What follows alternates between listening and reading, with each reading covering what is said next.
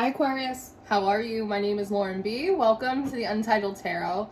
I have laid out your spread this week with two decks. I used the Light Seers Tarot and the Muse Tarot mixed together, and I gotta say, not only is your reading interesting, it's also very strong. Typically, I lay out the cards, I get the message, I make the video. But today, I laid out the cards and I stared at them for a while. And I actually had to leave my house. I got in my car and I drove away and I ran a couple errands, and then I came back because I needed to take a moment away to see if I felt differently about the reading. And as I was farther away from the cards and my little vehicle, I just felt the pull of the spread getting like stronger and stronger. So there's like this huge element of like magnetization and how you and something or someone else are so polarized towards each other that you may not, one, even realize it, or two, realize how in a lot of ways it is kind of detrimental. It's interesting. It's kind of a complicated reading, but we're here. I feel hot as I'm sitting down to record this. All of a sudden I feel like very hot. This energy is very, very strong, Aquarius. Woo! So we're starting off your reading with this Knight of Voices. It's this really powerful energy. This card always comes through like a messenger, like someone who is in a rush. It's the energy of like breaking news. And it's being followed up by the Hierophant. Now, Aquarius, I'm counting you as this character in the Hierophant card, but there's also another individual. And what sticks out to me is you both kind of have these rays. It's almost like your auric field, or it's like your primary focus, that you and another, you and something else are really kind of absorbed within like a primary focus right now. And with the Two of Inspiration coming up next, it feels like you and something or someone else, see how they're on sort of like the lookout, have been on the lookout for some type of change. There has been a question or a desire, a request sort of put out into the universe, and there is an expectation of some type of response. They're even standing, or sitting rather, like right on the edge of a beach, which is very much of a Three of Wands energy, like waiting for my ships to come in. The Hermit appears in your reading as well. And it's interesting in these cards, you can see there's a character on the ground floor here, a character on the ground floor here, one at a bit of an elevation, you right here at an elevation. Like the mirroring is kind of out of control. But while this is happening, the Justice card is coming out. And sometimes, you know, these look like bowls or like cups to me.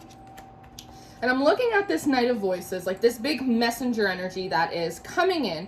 And I'm wondering if like you and another have been sort of guided to this place, to this beachy landscape, let's say, with the intention of like bringing you guys together as one, because you're both in the same exact place, but you don't seem to perceive each other, that you're so close to one another because your focus or your energy is fixated on something else. But as I peered into these cards a little bit more, I realized that sort of like this big cosmic energy that seems to be really present around you and something else, it's actually not trying to pull you guys together. It's actually trying to pull you guys apart. It's trying to separate you. And immediately when I tap into the energy, there's sort of this resistance to that. Like, why would the universe try and like separate me from this person? Or why won't they allow me to perceive them? Like there is sort of a resistance to that, but it does feel like it's for a very good reason. The Muse of Voices comes up after the Hermit card. This could be an individual, Aquarius. This could, with it being the Hierophant, this could also be a thought form or a philosophy, a religion, something like that. And there seems to, this is something that you are already acquainted with, but has not been in like your realm of experience maybe in a while. And there's something that seemingly happens when you and this individual come together, when you plug back into this religion, when you tap in to this belief system or this thought form, that there's sort of like a big chemical reaction that you two kind of blend together. You set each other off. There's almost like these big waves that kind of look like wings in the background. There is this huge activation. And in that activation, you both end up falling into the Fool card. So it's as if you and whatever else this is, for some of you it's going to be a person, for some of you, again, it may be a religion or a philosophy, a belief system, whatever it is, that when you guys come together, there is this big, it's like being electrocuted. There's this big reaction, there's this big energy, there's this big activation, but then there's almost immediately a separation. You both go off on your own ways. So the idea is like, you only come together so you can break apart. Does that make sense? That's what I'm seeing here with this Muse of Voices and this Fool card. That when you come together, it's like big things happen with the moon here, maybe like in the subconscious even. Like huge breakthroughs or downloads or realizations. Like there is like a positive effect that happens when these two poles meet, but they almost immediately repel each other. You guys go off on your separate ways, which again isn't inherently a bad thing. However, there seems to be a question here of like, what happens when you go and do your own thing? It's the feeling of when you come together, you both get electrocuted. There's this big activation with the two of your energies coming together. When you separate, you don't separate with all of your individual pieces. You inadvertently end up taking this other person or this belief system or this whatever it is. You end up taking pieces of it with you. And it's not that the purpose of it is not for you to carry it with you. The purpose is to just have it activate you. Does that make sense? I hope that makes sense. And so the feeling is you go off to do your own thing, and it's like you trying to create a picture of puzzle pieces, realizing that you don't have all of your pieces. You have pieces to another puzzle that don't fit in what it is that you're trying to put together. Something else that seemingly happens is like this Ace of Pentacles, that there is this big reaction. You are a little bit changed. There is some kind of subconscious or energetic or spiritual breakthrough that happens, and then almost like immediately there is an opportunity that is like presented to you. But the Page of Cups, the Ace of Emotions, and the Moon comes up next. And so Aquarius, the way I'm seeing it is after like you and this thought form or this religion or this person part ways, you are carrying like a bunch of their puzzle pieces that you're not aware of. You are presented with some type of opportunity, but you like actually aren't looking at it. You don't have the ability to perceive it because you kind of get lost in this realm of possibility.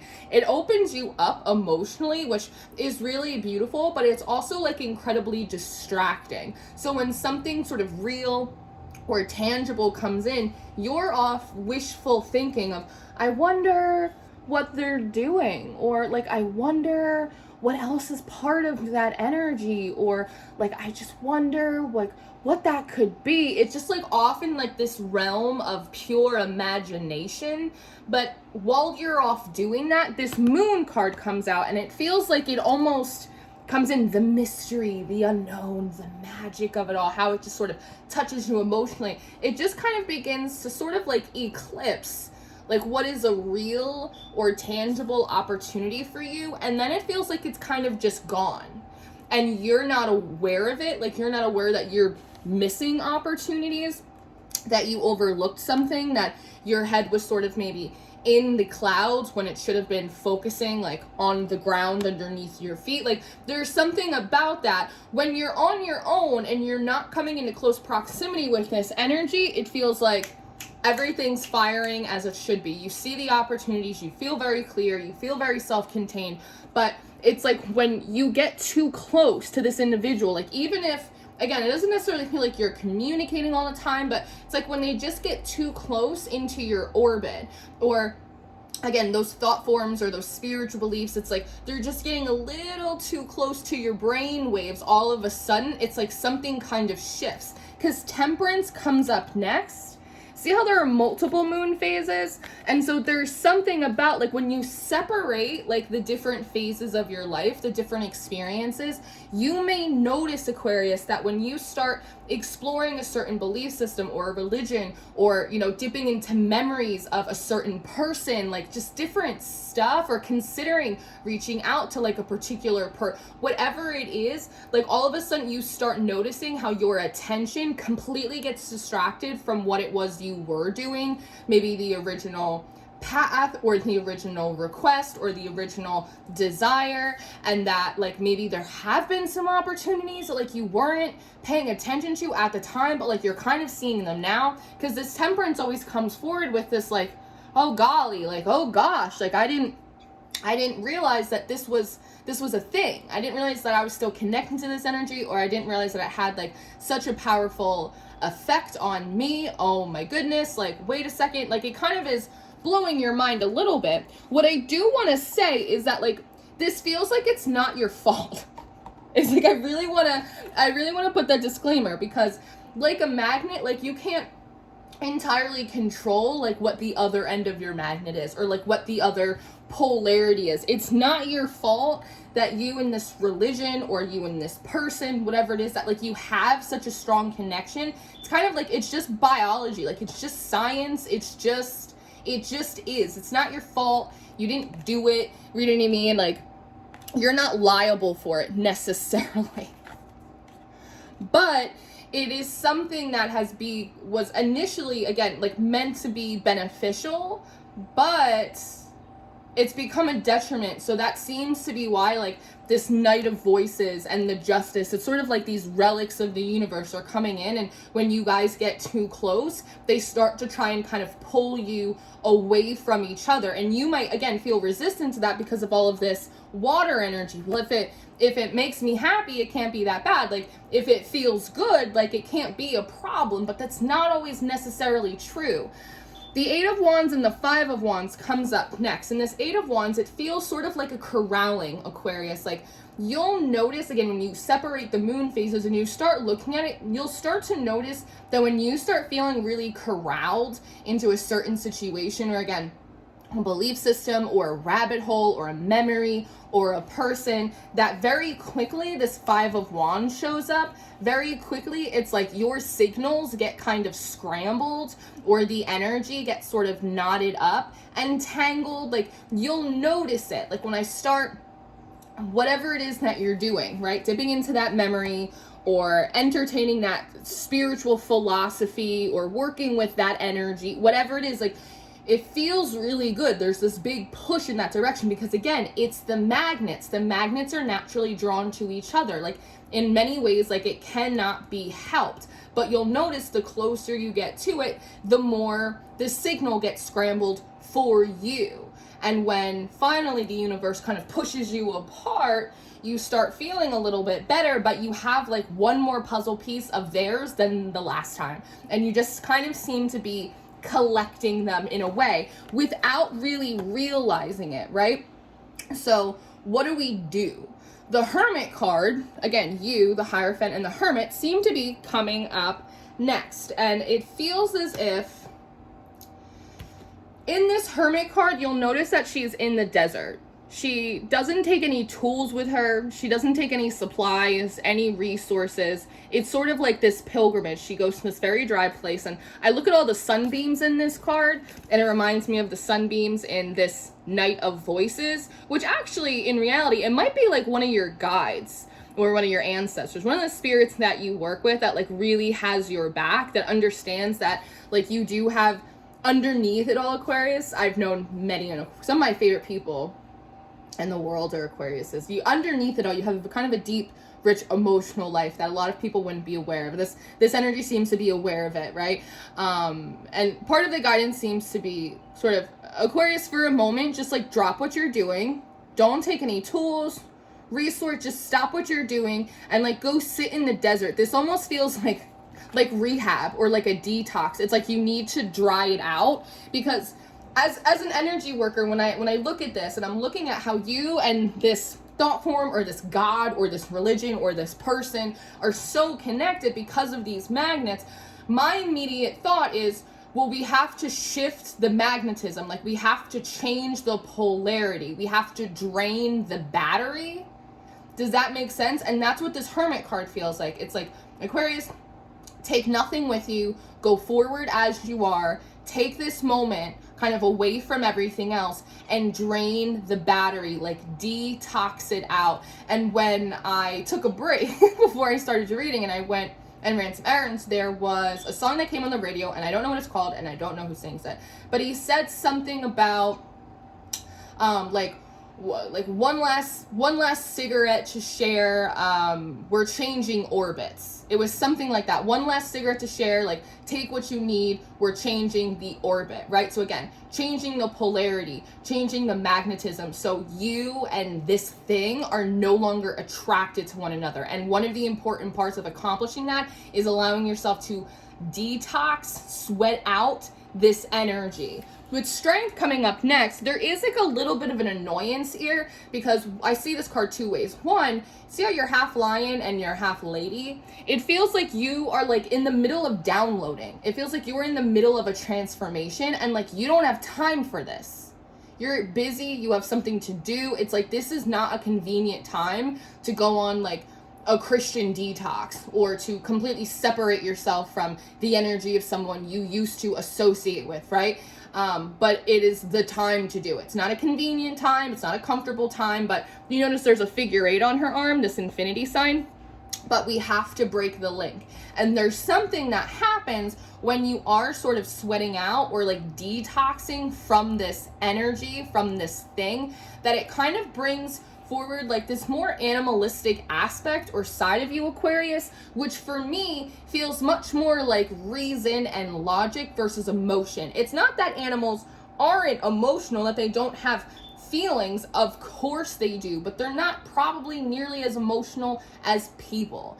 I've never seen a lion drift off into wishful thinking, right? And missing opportunities that are around them. You know, animals are usually able to discern what is dangerous and what is food and what is shelter, right? We don't always have the ability to do that as well. We can learn from the animal kingdom as an extension of it in that way. And so when you detox from this energy, there's more of like this animalistic aspect that like comes out from you. And it's followed up by the Death card, which for me, see the face up here? It feels like this draining of like any unknown, like emotional sort of like connection or sentimentality towards this thing. And like, maybe that's what it is. Like, if you're in the process of like deconstructing a religion, you still feel sort of sentimental for like when it wasn't as bad. What it kind of reminds me of, and this is a personal example, and so when I was driving in my car, I was like struggling with this reading, and I heard in my head, are you struggling with this reading because you're trying to see how it fits in your own life? And the answer to that was yes, because oftentimes when I do readings, I try and see if there's something in my life or an experience that I have that has sort of mirrored the energy that I see on my board, so that way I can give an example or create some kind of analogy, a parable, if you will, for you guys to just make the message a little bit more digestible. And I realized I don't really see how it fits in my life. And they're like, haha, it doesn't fit. And that's something that maybe is important for you, Aquarius, is one, like this energy or this belief system or this religion or this person, like it does, yes, there is a strong magnetic attraction, but it actually doesn't fit in your life. And it reminds me of, I got a message from someone I dated like probably a year or so ago, and they were letting me know that like they still had like a bunch of my possessions. Like I had left like crystals or clothes, like whatever it is, at their house, and they were like, yeah, I still have all your stuff, it's sitting in a drawer in my house. And I thought, ooh, like what do you mean it's sitting in a drawer in your house? Like that's so weird. Like, I wouldn't do that, right? And it was interesting because I felt their energy like come in a lot, and I realized it's because they still possessed all of my items. And so I had to like consciously like kind of like project myself into their space and literally like draw, again, draining out all of my energy from all of those crystals, from all of those clothes. So that way it was just a crop top. It's just a rose quartz. My energy is not attached to it anymore, right? So like this is part of the draining. With that, and again, this is what it's seemingly you're meant to be doing, like in this detox, intentionally allowing yourself to kind of drain all of that energy from you. This card reminds me of like, have you ever gotten really mad? Not like screaming, yelling mad, but just so mad that you actually lose color in your face and you get very like still and quiet.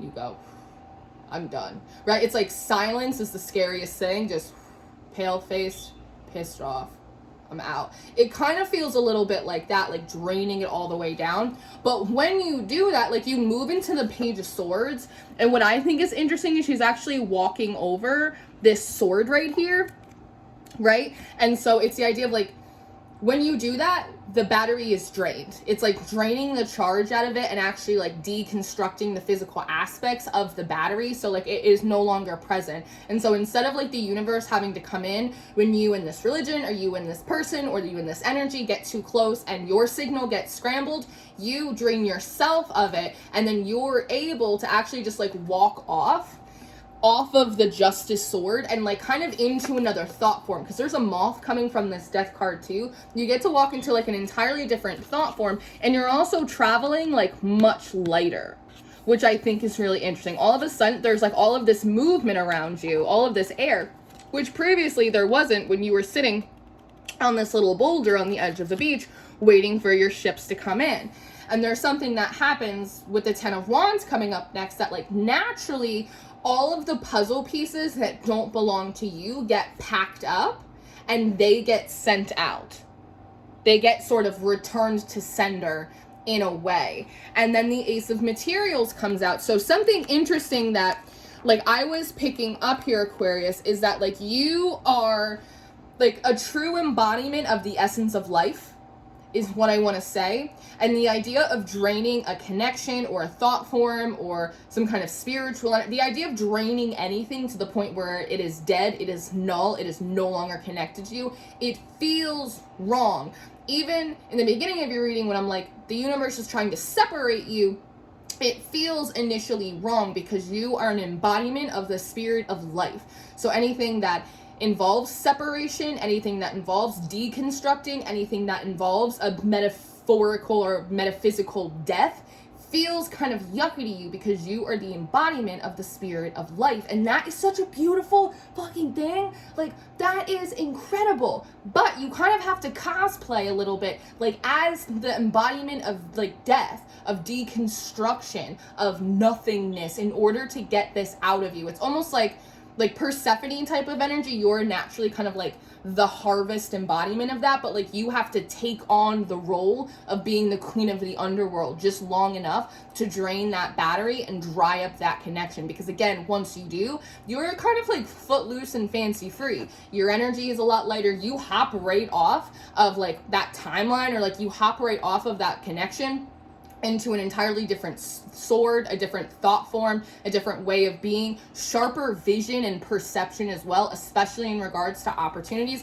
and all of their puzzle pieces get sent back to them, and you move into the Ace of Materials. Very quickly, you step right back into the embodiment of the essence of life, and it's actually so much bigger and more abundant. It's like you become the Ace of Pentacle. You step back into this energy with all of your pieces, and it's like fecundity. It's so fertile. It's so abundant. Like there's just uninhibited growth here.